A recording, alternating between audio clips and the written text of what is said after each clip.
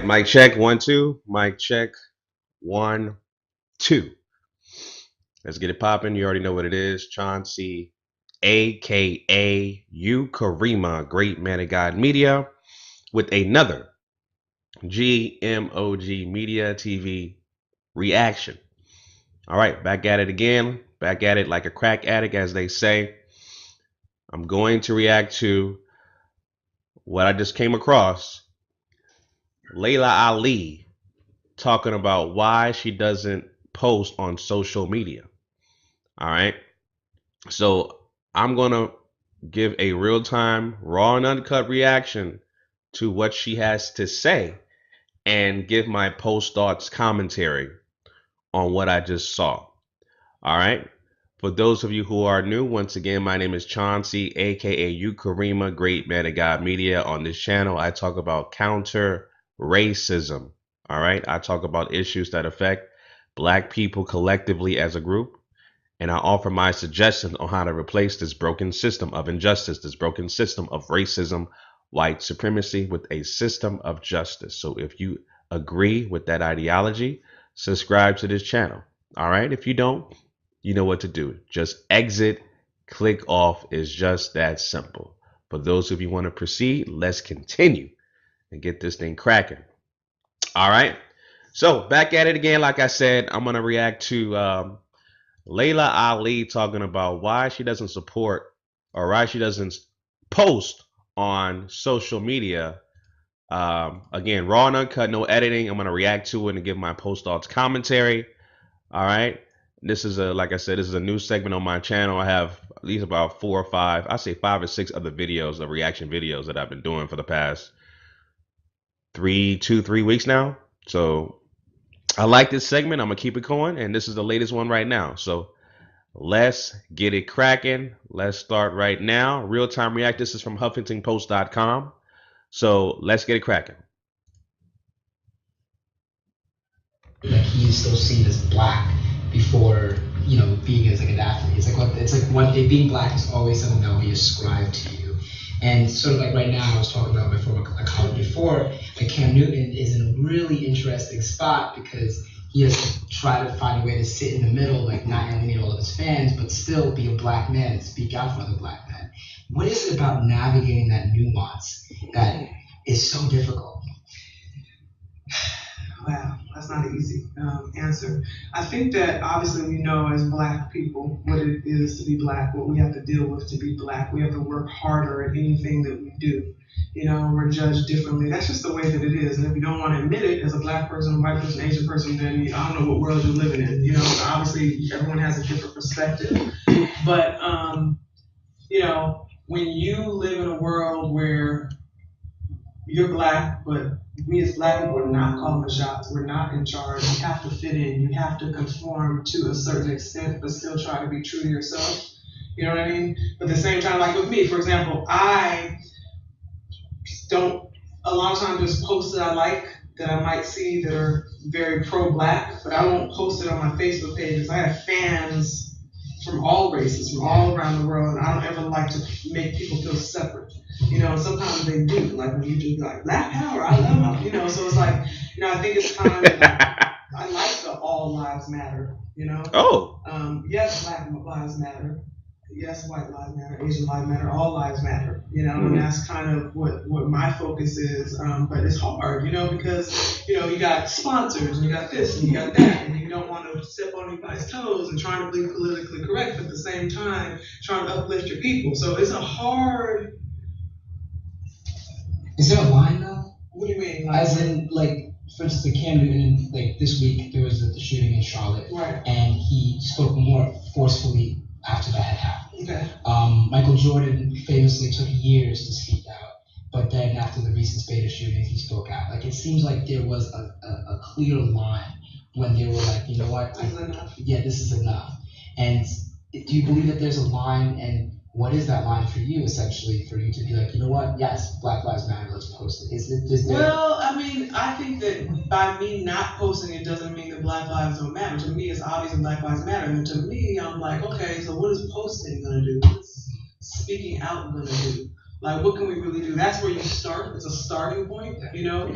But like I said, I'm not going to speak out without knowing what is my next move going to be, because obviously I have 4 million people on my Facebook page. I'm like, okay, what am I supposed to post now? You know, whenever someone dies, rest in peace, or put the flag up, you know, pray for niece, or well, okay, what? Then we go on with our lives for a few more months, and then something else happens, and everyone's sad again, and it just keeps happening. What are we gonna do?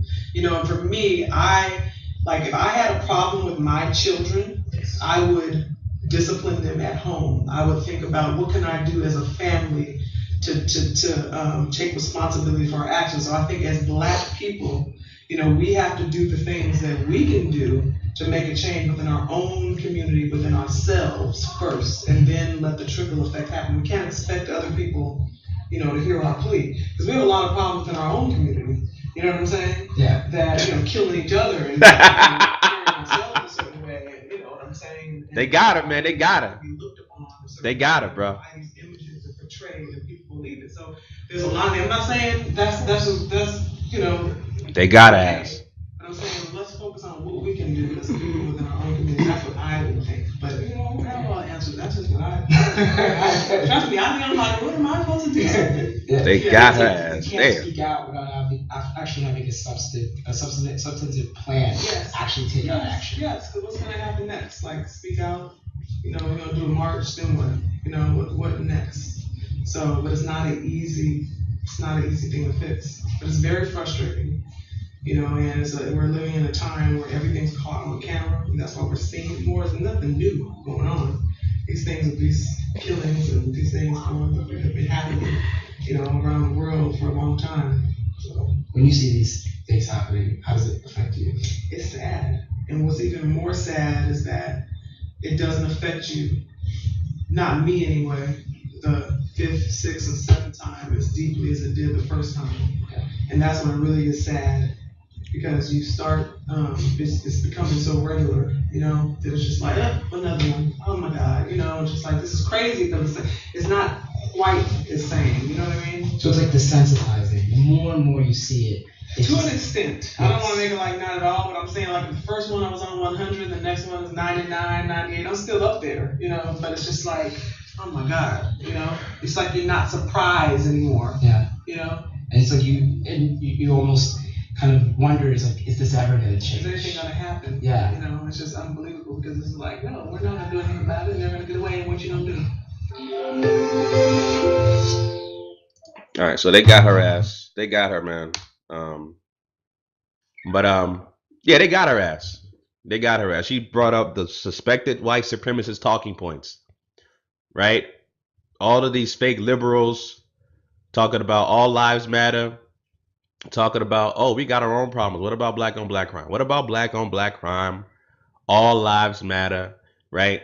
It's unfortunate, right? You give somebody like Laila Ali, you know, cut from the Muhammad Ali cloth, right? Where her father was notoriously known for standing up, speaking out against the social ills, the injustices, the mistreatment, the subjugation, the domination, the executions, right, of black people in this country.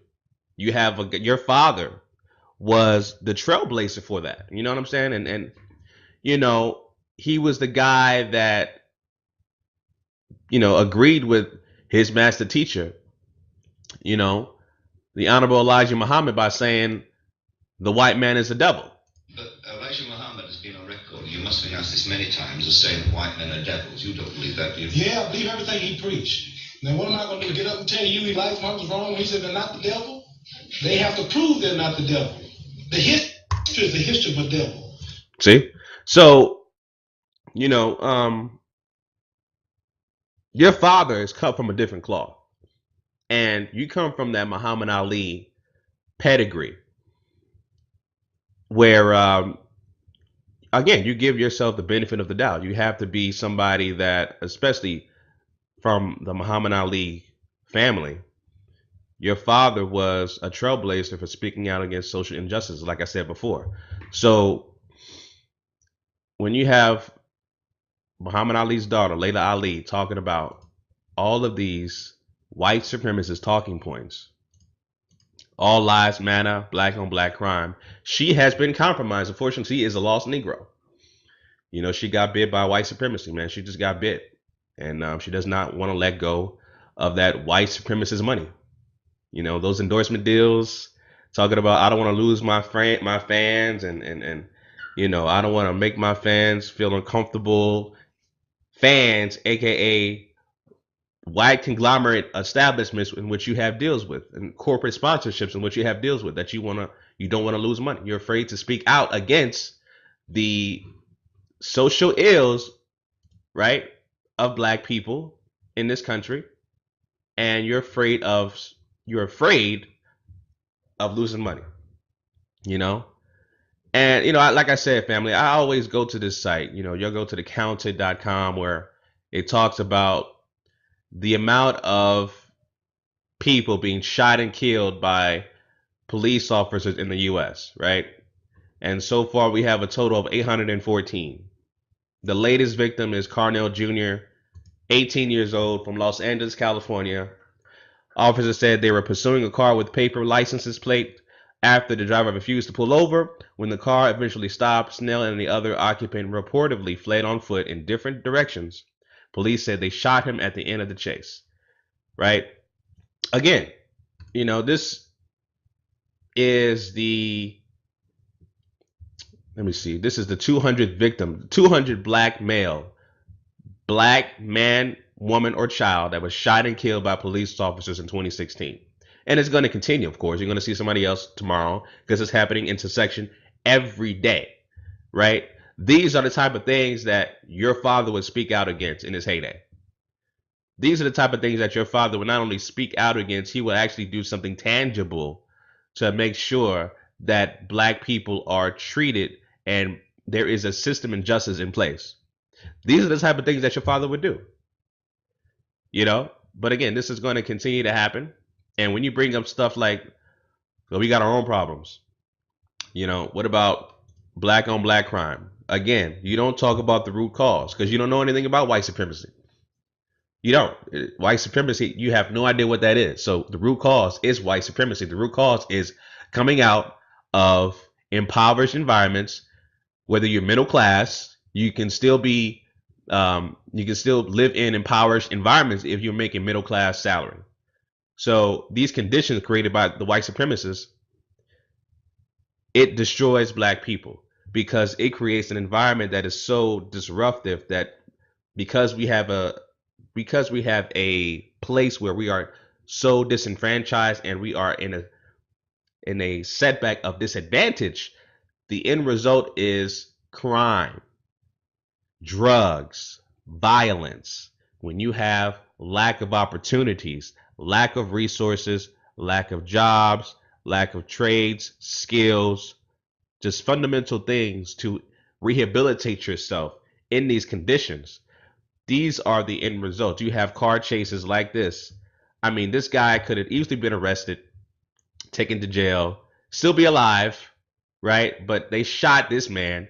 But you got psychopath white supremacists like Dylan Roof, who, like I said before, shot and killed those 9 black people at the Charleston church, right, last year. And he is still alive. You got these psychopath terrorists who want to kill hundreds, if not thousands, of people, get shot and still alive. You got these mass shooters who shoot up malls, right? Who just wanted to shoot people for no reason, taken into custody, still alive. But yet, people who do these, really, I mean, these crimes are nowhere in comparison to mass shooters and psychopath terrorists, right? Stealing a car. I mean, come on, really? Nowhere near compared to, you know, the Dylan Wolfs and these mass shooters, but he gets shot and killed, right? So this is the system that we live in. We live in a system of disadvantage, and I already spoke about that in other videos, family. You know, so again, you got a lost Negro, man. Laila Ali. It is what it is, man. You know, Laila Ali is just she's been bought and sold.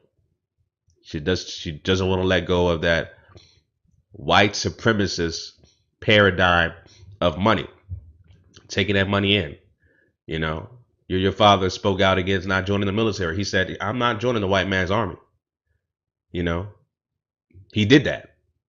If he did that today, your father would be literally crucified in social media today. Your father wouldn't even survive. As a matter of fact, people like Donald Trump would tell your father to go back to Africa, literally, saying that he's not a U.S. citizen, check his birth records, and go back to native Africa, and he would get probably a million other white supremacists to sign a petition to make sure your father goes back to Africa, if that happened today.